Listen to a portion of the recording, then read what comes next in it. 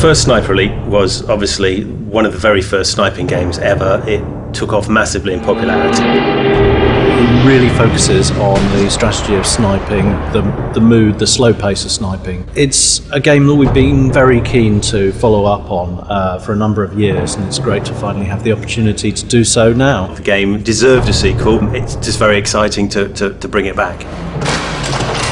So where do you start making a sequel? I mean, this is a question we asked ourselves a lot. We wanted to make it more accessible to a more mainstream audience and use more of the current conventions in gaming. We knew there were certain things about the original game we wanted to make sure that we maintained the authenticity, the mood. See how we can make the original better, see how we can push the technology, and how we can make, combine those and make a really compelling game.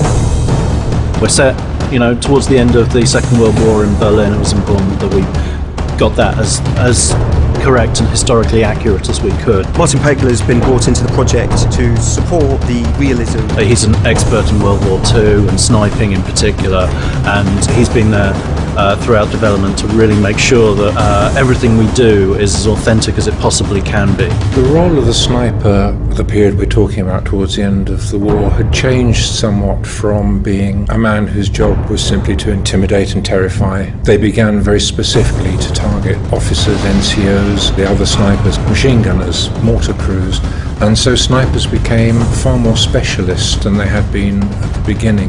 Martin Pegler's been an asset on this project, and it wouldn't be the same game without him.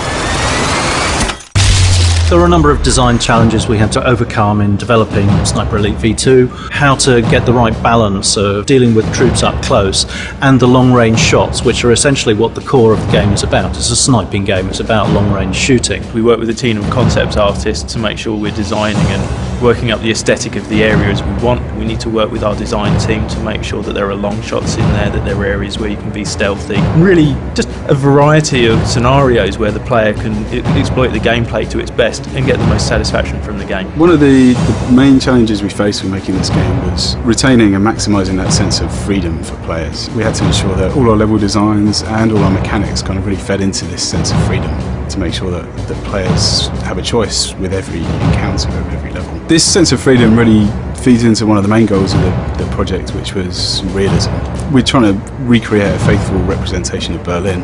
Obviously Berlin wasn't a corridor, and reflecting that brings a natural amount of freedom to the game. Generally, more than one approach to any objective.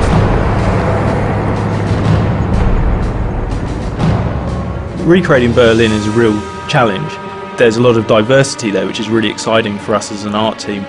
So one of the most exciting things about Berlin is that it's destroyed, and I think anyone being confronted with a destroyed building or patch of destroyed buildings wants to explore it, and that's exactly what we allow in the environment, to find the best sniping possibilities, areas to be stealthy, and really make the environment work with the game's design. It took very experienced troops with a lot of discipline to be able to fight efficiently through those streets. You never knew what was going to be around the next corner, through the doorway you were going through. You could walk into a room full of resting German soldiers. RAI, they're patrolling around, you leave them to their own devices. If you're creeping around the level, you'll see them, sitting at tables, smoking cigarettes, having conversations, those kind of things. We really need to get the sense that these were real characters in the level that you're having to outwit. Once you've alerted them to the fact that you're there, like by taking a shot, they'll react very plausibly. They won't necessarily know exactly where you are just from hearing the one reverberating shot, but by the time you've taken 2 or 3 shots, they're going to figure it out. So it's really important that you relocate between bursts of shots. Shoot 2 or 3 times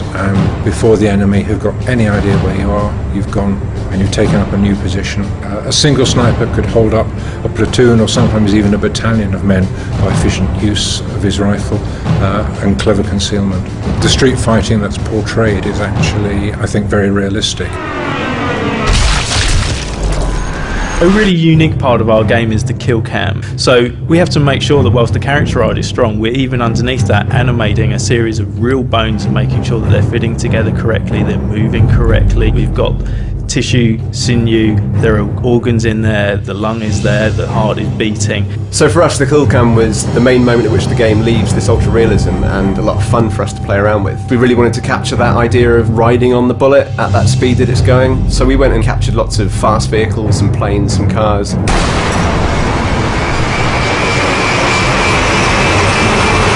The second half, of course, being that bullet passing through the organs and the bones of its victim. We jumped in the recording room for a few hours, seeing what sounds we could get out of celery and tomatoes and melons and all sorts of different things. Then mixing them together and basically working out which organs they best represented and hooking them up accordingly.